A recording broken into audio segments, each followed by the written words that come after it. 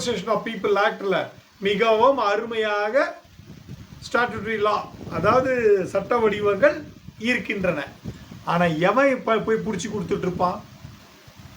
அலகாபாத் ஹைகோர்ட்டில் ஏதோ எதிர்கட்சி நம்ம மாண்டு எடுத்து இந்திரா காந்தி அம்மையாருடைய தேர்தலை பிடிச்சு கொடுத்தது அன்றைய நீதிபதியும் நேர்மையானவராக இருந்ததனால், ஒரு தைரியமாக இருந்ததனால், உண்மையான ஆம்பளையாக இருந்ததனால் அந்த வழக்கு வெற்றி அடைந்தது. அதற்கு பின்பாடு நடைபெற்ற தேர்தல் வழக்குகள் எத்தனை வெற்றி பெற்றது கணக்கில் எடுத்து பாருங்கள். எதுவுமே கிடையாது. எல்லாம் ஒரு அயோக்கியத்தனம் தான்.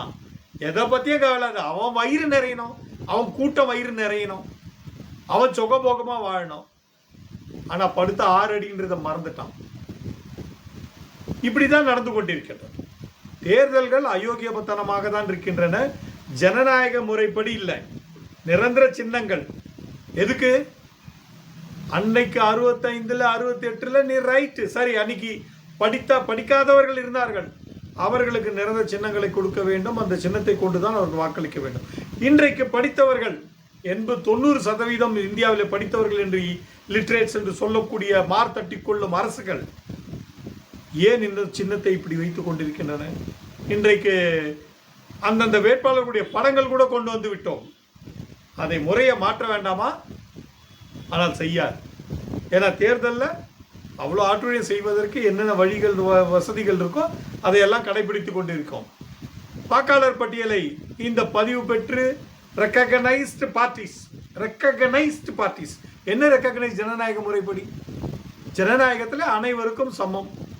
அனைவரும் ஜனநாயக முறைப்படி தேர்தலை சந்திக்க வேண்டும். அவர்கள் கொள்கையின் அடிப்படையில் சந்தித்து மக்கள் அவர்களை ஏற்றுக்கொள்பவர்களுக்கு வாக்களிக்க வேண்டும். இவ்வளோதானே இருக்கணும்.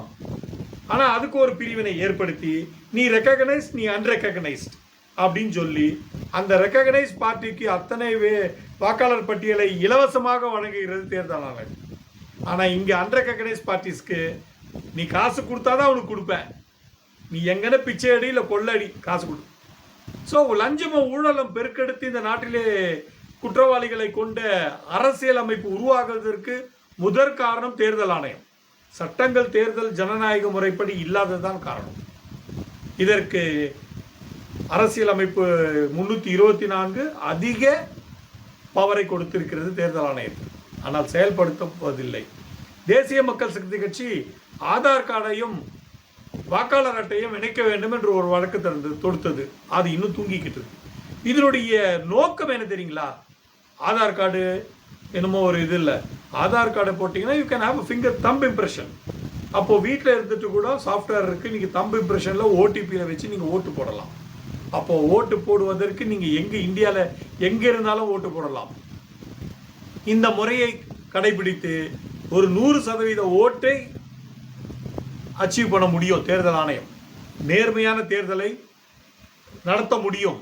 ஆனால் ஃப்ரீ அண்ட் ஃபேர் எலெக்ஷன்ஸ் என்று சொல்லிக்கொண்டு அவ்வாறு நடைபெறுவதே இல்லை. இன்றைக்கு விக்கிரவாண்டி தொகுதியிலே